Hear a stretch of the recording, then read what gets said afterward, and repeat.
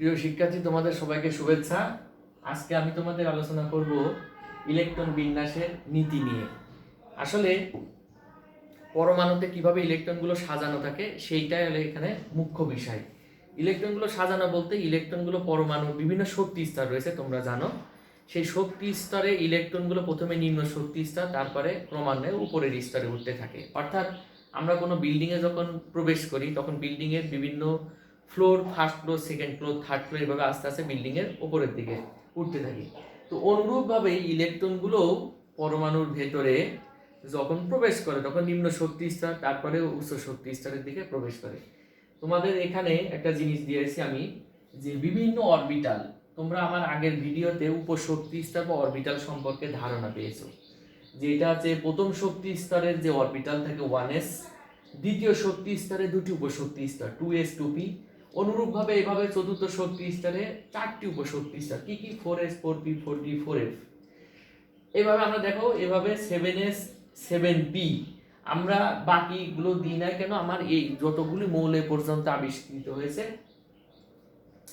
তা আমাদের এইগুলো দিয়ে ইলেকট্রন বিন্যাস পরিপূর্ণ। 118টি মৌল আমাদের এই পর্যন্ত আবিষ্কার হয়েছে, তার মানে এইগুলো দিয়ে আমাদের সবগুলো পূরণ করা সম্ভব। তাহলে ইলেকট্রনগুলো, এটা আমার নিম্ন শক্তি স্তর, তাহলে পর্যায়ক্রমে কিভাবে প্রবেশ করবে? আমরা যদি একটি, এটাকে আমি বলি হচ্ছে স্নেক মডেল বা সাপ মডেল, মানে সাপ যেভাবে ঢেউ খেলায় প্রবেশ করে সেটা এই রকমই হবে। আসলে আমি অ্যারো চিহ্নটা দিয়ে দিলাম, ইলেকট্রন প্রবেশ করছে ঠিক এই শক্তি স্তরগুলো। কিভাবে দেখো, 2s, তাহলে আমার 2s এর পরে 2p, তারপর 3s 3p, তারপরে কি হবে 4s 3d, এইভাবে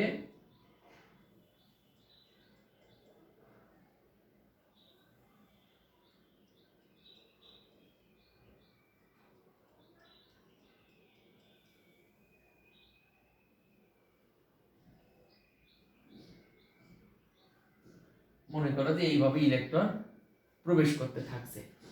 এইভাবে সাপের মতো তোমরা যদি এইটা যদি মনে রাখো যে ইলেকট্রনগুলো আসলে বিভিন্ন শক্তি স্তরের ভেতরে আমার কিভাবে প্রবেশ করে, তাহলে আমার আর কোনো অসুবিধা হবে না। আমরা যদি এখন এই জিনিসটাকে যদি সাজাই তাহলে কেমন দাঁড়ায়, 1s, তাহলে 1s হচ্ছে নিম্ন শক্তি স্তর, তাহলে আমরা তোমার দিব কি লেস দেন,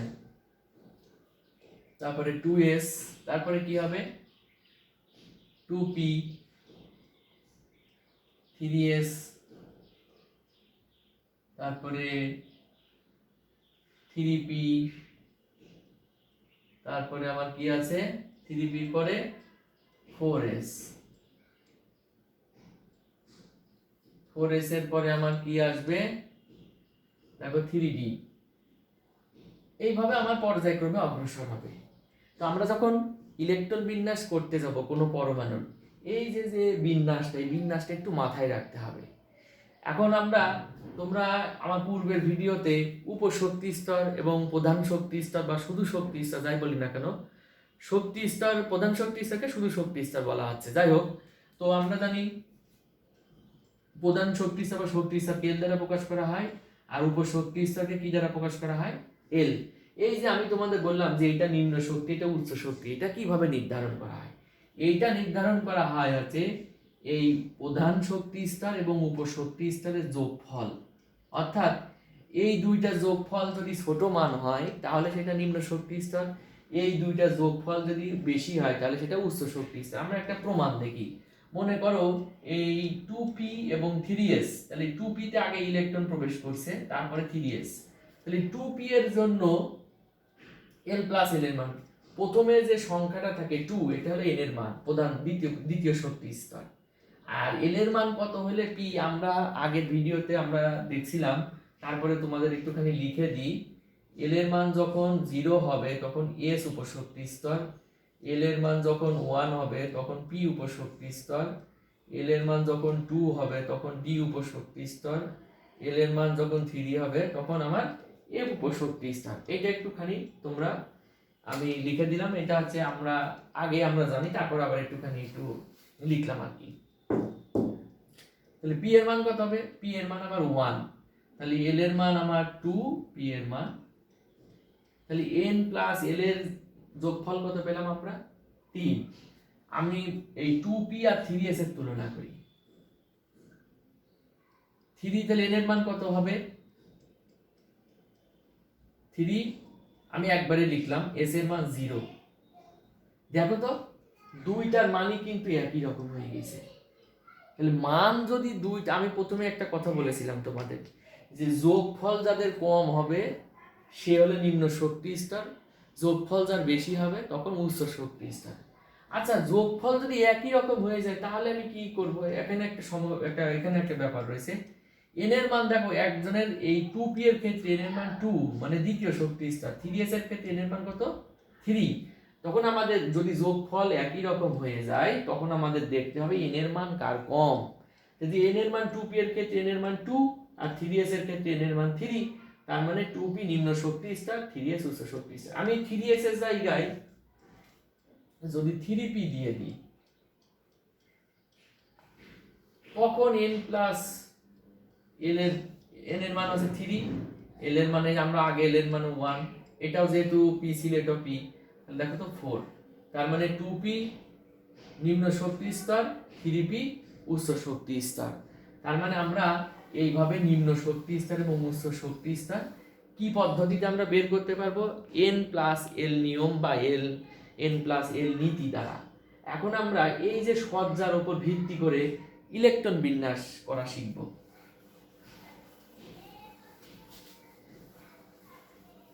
তো আশা করি তোমাদের এই সজ্জাটা মনে আছে। আমরা মনে করো যে একটা মৌলের ইলেকট্রন বিন্যাস দিই। হিলিয়াম প্রথম শুরু করি, হাইড্রোজেন আছে, হাইড্রোজেন যেহেতু একটি সুতরাং ওটা আমরা বাদ দিই। আচ্ছা এখন হিলিয়ামের দুটি পারমাণবিক সংখ্যা 2। আমরা জানি পরমাণুতে যতগুলি ইলেকট্রন থাকে ঠিক ততগুলি প্রোটন থাকে। যে পারমাণবিক সংখ্যা আমরা লিখে থাকি মূলত ইলেকট্রন বিন্যাস করছি কিন্তু ইলেকট্রনের সংখ্যা, কিন্তু আমরা পারমাণবিক সংখ্যা দিই কেন? যে প্রোটন এবং ইলেকট্রন সমান সমান। যাই হোক, আমরা এর আগে একটা ওই আগের ভিডিওতে আমরা দেখেছিলাম যে প্রত্যেকটি অরবিটালে সর্বোচ্চ ইলেকট্রন ধারণ ক্ষমতা কতটি। সেই ফর্মুলাটা কি ছিল? প্রত্যেকটি অরবিটালে 2l + 1। আচ্ছা আমরা তাহলে হাইড্রোজেনের জন্য আমরা প্রথম যে 1s, s এর সর্বোচ্চ কয়টি ইলেকট্রন থাকতে পারে? তাহলে s এর মান l এর মান যদি 0 হয় তাহলে s পাবো।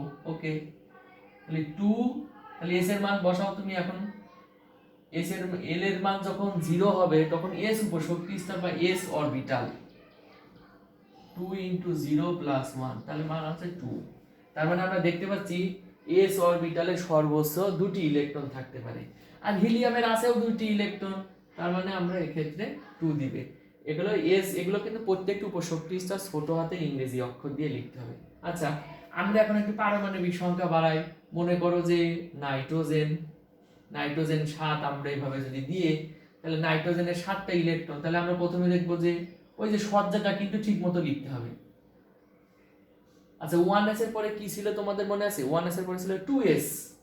আচ্ছা আমরা এখান থেকে দেখলাম যে 2s এও যে এসই হোক না কেন, সেটা 1s হোক, 2s হোক, 3s হোক, 4s হোক, সব s এর সর্বোচ্চ ইলেকট্রন ধারণ ক্ষমতা হলো 2টি।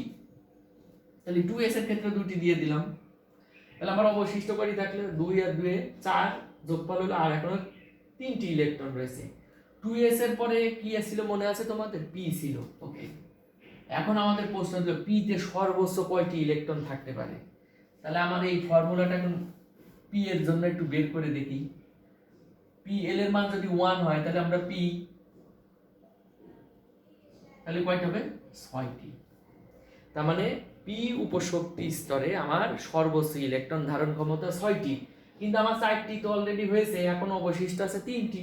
তাহলে আমার 6টি, আমার 3টি দিয়ে দিব, মোট 7টি হয়ে গেল। কিন্তু যদি এখানে ইলেকট্রন সংখ্যা বেশি থাকতো তাহলে আমার এই ক্ষেত্রে বৃদ্ধি পেত, কারণ এখানে 6টি, কিন্তু 6টির বেশি আমি আর দিতে পারবো না। যাই হোক, আমার 7 হয়ে গেল। এখন মনে করো যদি 6 লাগতো তাহলে কি হতো? মনে করো যে তাহলে আমার এরকম, তাহলে 6 যদি 6, তাহলে এটা কি মৌল হয়ে যাবে আমার? দেখো তো মোট ইলেকট্রন সংখ্যা কত? 10।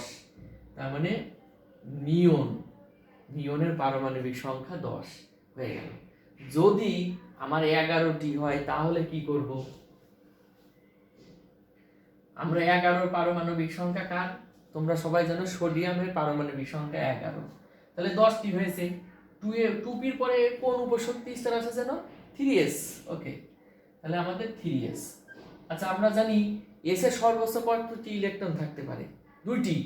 কিন্তু আমার আর দরকার কি 10 আর একটা, তার মানে আমি 1 দিয়ে দিব। এইভাবে আমরা পর্যায়ক্রমে ইলেকট্রন বিন্যাস করব।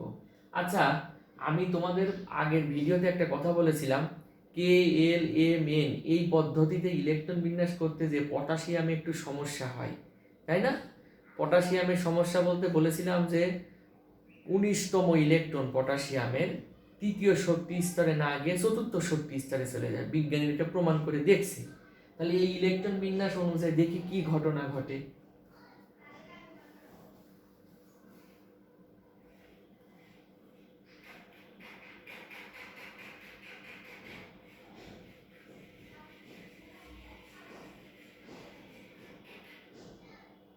দেখো তো কয়টা হলো? 10 12। তাহলে 12, যেহেতু পি মানেই 6টি সর্বোচ্চ, 12 আর 6 কত? 18। আচ্ছা বলো তো, এখন এখানে যেমন 2s 2p, আমরা জানি যে তৃতীয় শক্তি স্তরে 3টি উপশক্তি স্তর আছে, 3s 3p 3d। আচ্ছা, এখন আমি একটা বিষয় লিখি। আমার এই পটাশিয়ামের 3d পরে 4s, পটাশিয়ামের যে 19তম ইলেকট্রনটি, আমরা যে ওই যে একটা স্নেক মডেল, সাপ ইলেকট্রন যে প্রবেশ করে কিভাবে, সাপের মতো আঁকা বাঁকা মানে কিলবিল। আমি এই ইলেকট্রন বিন্যাসের আর একটা নাম তোমাদের, এটা একটা কিন্তু এই যে প্রকৃত ইলেকট্রন বিন্যাস এই পদ্ধতিটা আবিষ্কার করেছে বিজ্ঞানী আউটবাউ। তো আমি আবার আর একটা এর একটা নাম দিয়েছি ইলেকট্রন বিন্যাসের কিলবিল পদ্ধতি। কিলবিল পদ্ধতি মানে ইলেকট্রনগুলো এই যে চিত্রটা, এটা এই সাপের মতো দেখতে, এই জন্য কিলবিল পদ্ধতি বলি আমি আর কি। তাহলে 4s, এখন বিষয়টা হচ্ছে ইলেকট্রনের এই পটাশিয়ামের ওই 3d তে যাবে না 4s। তোমাদের ওই সজ্জাতে তোমরা কিন্তু একটা জিনিস দেখেছিলে যে 3p এর পরে কিন্তু 4s আসছিল, 3p এর পরে 4s তারপরে 3d। কিন্তু প্রশ্ন হলো যে কেন 4s আগে আসলো, 3d কেন আগে আসলো না? আমি কিন্তু একটা জিনিস বলেছিলাম যে n প্লাস l নিয়ম, মানে এই দুইটা যোগফল যার কম হবে ইলেকট্রন সেইটাতে আগে প্রবেশ করবে। তাহলে এখন আমার 3d এবং 4s এই দুইজনের n প্লাস l এর মান কত? 3d এর জন্য তাহলে n এর মান 3, l এর মান কত হবে? 2, 5, 4s, n এর মান কত? 4, l এর মান কত? 0। দেখো তো কার মান কম হলো? তার মানে নিম্ন শক্তি স্তর আছে 4s, 3d হলো উচ্চ শক্তি স্তর। আমি তোমাদের একটা কথা বলেছিলাম যে আগে যোগফল দেখব, যোগফল যদি ছোট হয় তাহলে সেটা নিম্ন শক্তি স্তর, আর যার বেশি উচ্চ শক্তি স্তর। আর যোগফল যদি সমান সমান হয়ে যায় তখন দেখতে হবে প্রধান শক্তি স্তর, মানে এন এর মান দেখতে হবে। তার মানে আগে কিন্তু আমরা এন এর মান, এটা কিন্তু এন এর মান কম। তুমি অনেকে প্রশ্ন বলতে স্যার আপনি আগে বলেছিলেন যে এন এর মান যার কম হবে না, আগে যোগফল দেখতে হবে। যোগফল যদি কম বেশি হয় তাহলে তো কোনো অসুবিধা নাই, আমরা প্রথমটাই গ্রহণ করব। কিন্তু যোগফল যদি সমান হয়ে যায় তখন আমাদের বিবেচনা করতে হবে যে এন এর মান কার কম রয়েছে, যার কম হবে সেই হবে আমার নিম্ন শক্তি স্তর। তাহলে ইলেকট্রন এই পটাশিয়ামের 19তম ইলেকট্রনটা আমার কোথায় প্রবেশ করবে? 3d তে প্রবেশ না করে প্রবেশ করবে আচ্ছা যেটা নিম্ন শক্তি স্তর 4s। তার মানে আমি এটা সুন্দর করে যদি সাজাই লিখি এখন, তাহলে এটা হবে হচ্ছে 4s1। তার মানে আমরা এই প্রকৃত ইলেকট্রন আমাদের ওই KLMN এই যে শক্তি স্তর, ওই KLMN পদ্ধতিতে যে ইলেকট্রন বিন্যাস সেখানে যে সমস্যাটা হয়েছিল, এই প্রকৃত ইলেকট্রন বিন্যাস বা কিলবিল পদ্ধতির মাধ্যমে কিন্তু আমরা কিন্তু তার একটা সমাধান পেলাম যে পটাশিয়ামের যে 19তম ইলেকট্রনটি বাস্তবিক পরীক্ষা নিরীক্ষার মাধ্যমে যেটা পাওয়া গেছে এই পদ্ধতিতেও সেটা হলো। তার মানে আমরা এটা হচ্ছে এখন প্রপার একটা ইলেকট্রন বিন্যাসের নিয়ম এই রকম। আচ্ছা এইটা তো একটা গেল, এবার আমাদের তোমাদের বইয়ে কিছু রয়েছে ব্যতিক্রম নিয়ম। আসলে ব্যতিক্রম বলবো না, এরও সুনির্দিষ্ট ব্যাখ্যা রয়েছে। ব্যতিক্রম বলতে আমরা বুঝি যে সকলের মতো যে না, তাকে আমরা বলি ব্যতিক্রম। অথবা আমরা আবার অনেক সময় বলে থাকি যার ব্যাখ্যা দেওয়া সম্ভব না সে হলো ব্যতিক্রম। তো যাই হোক, আমাদের এখানে মূল বিষয় আছে ব্যতিক্রম বলতে বোঝাতে চেয়েছি আমি যে এই ধরনের সমস্যাগুলি সংখ্যায় খুবই কম। আমরা এই ধরনের একটি মৌলের ইলেকট্রন বিন্যাস দেখব যার ক্ষেত্রে কি ঘটনা ঘটে।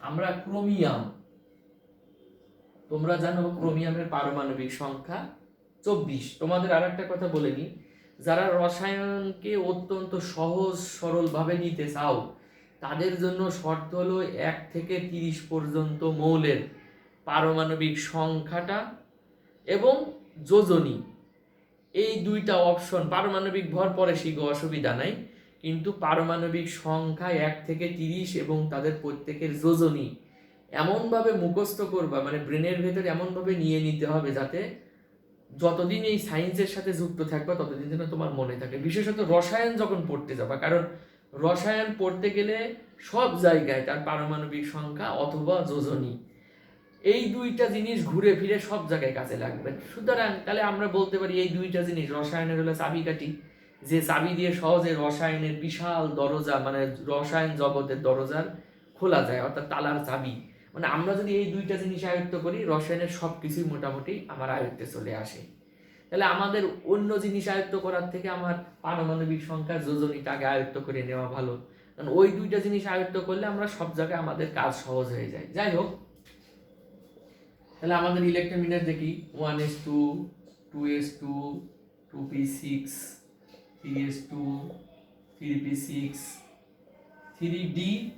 আচ্ছা কত হয়েছে? 18টা হয়েছে না? আমার তো এইরকম ছিল 3d 4s। আচ্ছা, তাহলে আমার 18টা, আর অবশিষ্ট কয়টা আছে? আর 24টা হইতে 6টা ইলেকট্রন রয়েছে। আচ্ছা, তখন আমি তোমাদের বলেছিলাম যে ইলেকট্রন আগে প্রবেশ করবে হলো 3d এবং 4s, কিন্তু এভাবে লিখবো, কিন্তু ইলেকট্রন প্রবেশ করবে আগে কোথায়? ইলেকট্রন আগে প্রবেশ করে 4s। এস এর সর্বোচ্চ ধারণ ক্ষমতা কয়টি? 2টি। তাহলে আমার আবার অবশিষ্ট থাকলো কয়টি? 24টার ভিতরে 18 আর 2 কত? 20 যোগফল। এখনো 24 হতে আর এখনো 4টি ইলেকট্রন বাকি। তাহলে আমি 4টা ইলেকট্রন এভাবে দিয়ে দিই। তাহলে এইটা আমাদের ক্রোমিয়ামের ইলেকট্রন বিন্যাস হয়ে গেল নাকি? আচ্ছা, তোমরা একটা জিনিস খেয়াল করো, এইভাবে যে ইলেকট্রন বিন্যাস করলাম সব ঠিক আছে, নিম্ন শক্তি স্তর থেকে উচ্চ শক্তি স্তর, n+l নিয়ম, সব নিয়ম ঠিক আছে। তা সত্ত্বেও এই জায়গাটা একটুখানি সমস্যা হয়েছে। সমস্যাটা কি এখন তোমাদের সেটা বলবো আমি। আমরা ডি উপশক্তি স্তরে সর্বোচ্চ ইলেকট্রন ধারণ ক্ষমতা কয়টি জানি? 10টি। এস এ 2টি, পি তে 6টি, ডি তে 10টি, এফ তে 14টি। তার মানে একটা জিনিস খেয়াল করে দেখো তো, 2 6 10 14 4 4 করে কিন্তু পার্থক্য হচ্ছে প্রত্যেকটি অরবিটালে সর্বোচ্চ ইলেকট্রন ধারণ ক্ষমতা। তাহলে ডি তে যদি সর্বোচ্চ ধারণ ক্ষমতা হয়, তার মানে সর্বোচ্চ ধারণ ক্ষমতা কত? D10। তার মানে কোনো জিনিসে যদি পরিপূর্ণ হয়ে যায় তাহলে সেটা খুবই স্থিতিশীল অবস্থা, তাই না? মানে মনে করো যে তোমাকে একটা বাক্স দেওয়া হলো, একটা বর্গক্ষেত্র, ওই বাক্সের ভেতরে কোনো একটা জিনিস রাখতে দেওয়া হলো, তুমি যদি যে কোনো এক কোণায় রাখো তাহলে আর এক কোণায় এরকম ঢালু হয়ে যাবে, আবার এই কোণায় রাখলে এই কোণায় ঢালু হয়ে যাবে। এখন বাক্সটা যদি একদম পরিপূর্ণ করে দাও তাহলে কি হবে? তাহলে বাক্সটা আর এরকম ভাবে উঁচু নিচু হবে না, তার মানে একদম স্থির হয়ে থাকবে। এবার বলা হলো বাক্সেতে তুমি জিনিস পরিপূর্ণ না, অর্ধেক জিনিস তোমাকে দেওয়া হলো। মনে করো যে বিষয়টা এরকম, একটা বর্গক্ষেত্র, মনে করো তুমি একটা বর্গক্ষেত্র, আমরা একটুখানি করে নিই। পরিপূর্ণ জিনিস দিলে তাহলে আমার সব জিনিস কোনো নড়াচড়া করবে না, কিন্তু তোমাকে অর্ধেক জিনিস দেওয়া হলো। এখন এই অর্ধেক জিনিস যদি তুমি মনে করো যে এরকম অর্ধেক জিনিস দিলাম,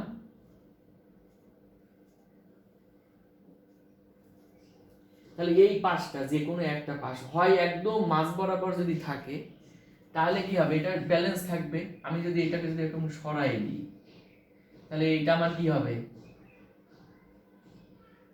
এইদিকে নিচু হয়ে যাবে আর এইদিকে উঁচু হয়ে যাবে, এটা তো ফাঁকা। তাহলে আমার যে, তার মানে আমার পরিপূর্ণ অবস্থা একটা স্থিতিশীল অবস্থা, কোনো জিনিসের সর্বোচ্চ ধারণ ক্ষমতা যেটা, সেটা তার একটা স্থিতিশীল অবস্থা, আর একটা স্থিতিশীল অবস্থা রয়েছে তার অর্ধেক অবস্থা, অর্থাৎ ওই জিনিস যা ধারণ করতে পারে তার যদি অর্ধেক দিয়ে দিই তাহলে ওইটা ওর ভেতরে সমানভাবে সব জায়গায় বিস্তৃত থাকে। তার মানে আমি যদি এখন D10 আর D5, ডি অরবিটালে সর্বোচ্চ ধারণ ক্ষমতা ইলেকট্রন হলো 10টি, তার মানে এটি একটি ডি অরবিটালের স্থিতিশীল অবস্থা। আর D5 এও একটি ডি অরবিটালের স্থিতিশীল অবস্থা। মানে যে আমি বললাম যে D4 হলে আমাদের কিন্তু যেহেতু সর্বোচ্চ 10টি, তাহলে 4টি দিয়েছি, তার মানে একটা ইমব্যালেন্স। যদি 5টা দিয়ে দিই তার মানে সব দিকে সমানভাবে ছড়াই থাকলো। ওকে, তাহলে এখন এইটা হলো স্থিতিশীল অবস্থা। এখন আমাদের এখানে কথা আছে D4। আমরা জানি যে যে ইলেকট্রন বিন্যাসগুলো আমরা করছি প্রত্যেকটা অরবিটালের কিন্তু একটি স্থিতিশীলতা রয়েছে, কারণ ওই অরবিটাল মানে ওই শক্তি স্তর ইলেকট্রনগুলো চলবে। তো চলার সময় যদি একটা ইমব্যালেন্স সিচুয়েশন হয় তাহলে ইলেকট্রনগুলো কি হবে, এক কক্ষপথ থেকে আর এক কক্ষপথের দিকে হয় আপ ডাউন করবে। তার মানে আমরা দেখতে পাচ্ছি যে 3D4 ডি অরবিটালের জন্য একটি কি অবস্থা, অস্থিতিশীল অবস্থা, মানে স্থিতিশীলতা নেই বা কম। তাহলে এ কি কাজ করবে, তখন কি কাজ হবে, এই 4s এর থেকে একটি ইলেকট্রন এই 3d তে চলে আসবে, এসে কি হয়ে যাবে 3d5 হয়ে যাবে। তাহলে এই ক্ষেত্রে 3d5 হয়ে যাবে আর s থেকে কমে গেল এটা। ওকে, তার মানে আমরা দেখতে পাচ্ছি যে ক্রোমিয়ামের ইলেকট্রন বিন্যাসকে কেন ব্যতিক্রম বলা হচ্ছে, যে স্বাভাবিকভাবে এভাবে ইলেকট্রন বিন্যাস করার পরে ওইটাকে আবার আমাকে একটু সাজায় নিতে হচ্ছে যে 3d5, তার কারণ হলো D5 এর স্থিতিশীল অবস্থা আছে 3d5, 3d4 না। কিন্তু তোমরা আবার বুঝতে পারো যে স্যার 3d6 যদি হয় তাহলে আমরা কি করব, ধরো তাহলে কিন্তু আমাদের এখান থেকে কি কমায় পাশেরটাই দিব না, এদের যে সুযোগ নাই। তো মনে করো যে যদি কোনো ক্ষেত্রে ইলেকট্রন বিন্যাস করতে চাই, যদি এরকম হয়েছে 3d6 4s2 এরকমই থাকবে, নো প্রবলেম, কারণ এই ক্ষেত্রে আমাদের সর্বোচ্চ আর এক্ষেত্রে অর্ধেক অবস্থা থেকে একটু বেশি আছে। কিন্তু আমার কাছে অর্ধেক অবস্থা থেকে যদি কম থাকে, যেমন তোমার কাছে যদি 99 টাকা থাকে, তুমি সবসময় চেষ্টা করবা আর 1 টাকা যেভাবেই হোক কারোর থেকে সংগ্রহ করে 100 টাকা পরিপূর্ণ করার জন্য। এটা কিন্তু আমাদের ভিতরে একটা প্রবণতা। তোমার কাছে যদি 101 টাকা থাকে, তুমি কি চাবা যে ওই 1 টাকা কাউকে দিয়ে দিয়ে আমি 100 টাকা করে রাখি? না, তাও কিন্তু তুমি দিতে চাবে না। তোমার কম থাকলে তুমি স্থিতিশীলতার জন্য ওই রাউন্ড ফিগারটা অর্জনের জন্য চেষ্টা করবা, আর রাউন্ড ফিগার থেকে যদি বেশি থাকে তুমি চুপচাপ থাকবে। এইটা হলো বিষয়। পরমাণুর ক্ষেত্রেও একই রকম বিষয়। তার মানে আমরা দেখতে পাচ্ছি যে ব্যতিক্রম বলতে আসলে বোঝানো হয়েছে এই অবস্থাটাকে। এই রকম ক্রোমিয়ামের ক্ষেত্রে আমরা জিনিসটা পেয়ে থাকি। আরো কিছু মৌল রয়েছে, তো তোমাদের মোটামুটি এইগুলো মানে আলোচনার তোমাদের বইয়ের ভেতরকার বিষয়বস্তু। তো ধন্যবাদ তোমাদের সবাইকে।